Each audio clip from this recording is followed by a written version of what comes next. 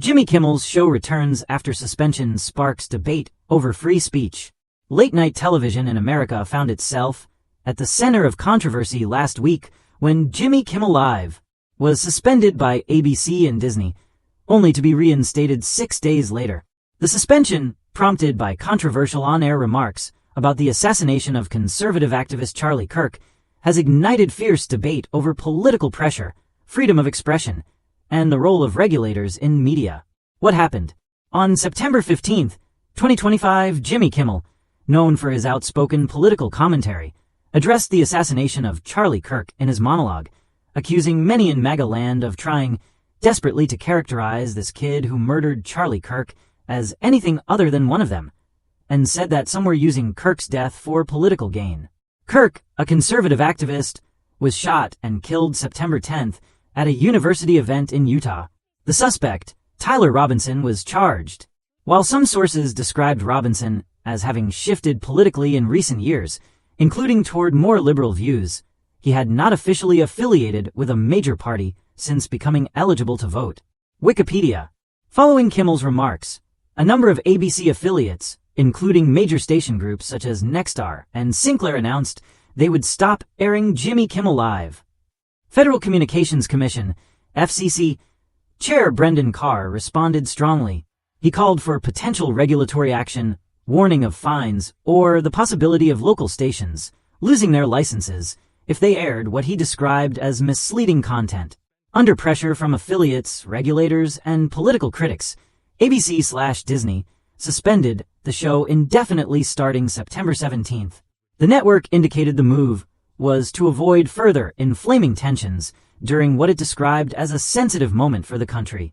Some of Kimmel's comments were called ill-timed and insensitive. Return to air and responses. On September 22nd, Disney announced the reinstatement of Jimmy Kimmel Live, effective September 23rd. The decision followed what Disney described as thoughtful conversations with Jimmy, after which they concluded the show should go back on air. The network reaffirmed that some of Kimmel's comments had been viewed as insensitive, but stated that the suspension was a business decision made to de-escalate tensions rather than as a capitulation to political demands. Some ABC affiliates, particularly those owned by Nexstar and Sinclair, have indicated they may continue to preempt or refuse to air the show despite the reinstatement. Broader implications. This incident has stirred debate about several broader issues: freedom of expression and censorship. Critics argue that the suspension set a troubling precedent that political entities or regulators might exert pressure on broadcasters to silence dissenting or controversial voices. Some commentators, entertainers, and unions have warned against what they view as erosion of First Amendment protections, regulatory pressure, and media ownership. The involvement of the FCC, especially the threat of license revocation, raised concerns about overreach. Media companies are particularly sensitive to this, especially when they have business dealings that require regulatory approvals. Corporate decision-making under political and public pressure. Disney's move to suspend then swiftly reinstate the show appears to reflect a balancing act, managing risk from affiliates, public backlash, regulatory threats, and loyalty from audience and stakeholders alike. Some say business considerations, advertiser reactions, subscription cancellations, etc., likely played a large role. Polarization and political media environment. The event underscores the sharply divided media environment in the U.S., where cultural, political, and ideological forces intersect over what is acceptable speech and what is political. Terms like MAGA, regulatory threats, politicizing tragedy, etc., show how media commentary is deeply enmeshed in partisan conflict. What this means going forward. When the show returns, it remains to be seen how Kimmel will address the controversy. Whether there will be a clarification, apology, or changes in how topics are handled will be watched very closely.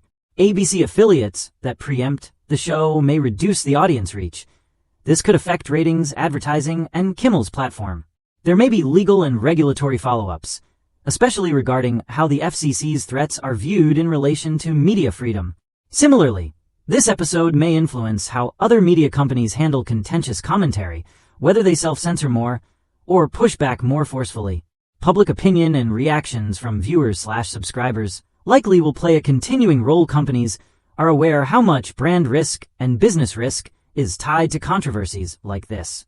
Conclusion: the Jimmy Kimmel Live suspension episode is more than just a late-night TV drama. It's a microcosm of tensions in modern American media between free speech, political polarization, and regulatory oversight. Disney's decision to pull the show for a few days and then return it reflects both caution and concern. Whether this moment ends up amplifying free expression or chilling it depends on what happens next, not just with Kimmel, but across media platforms and political landscapes.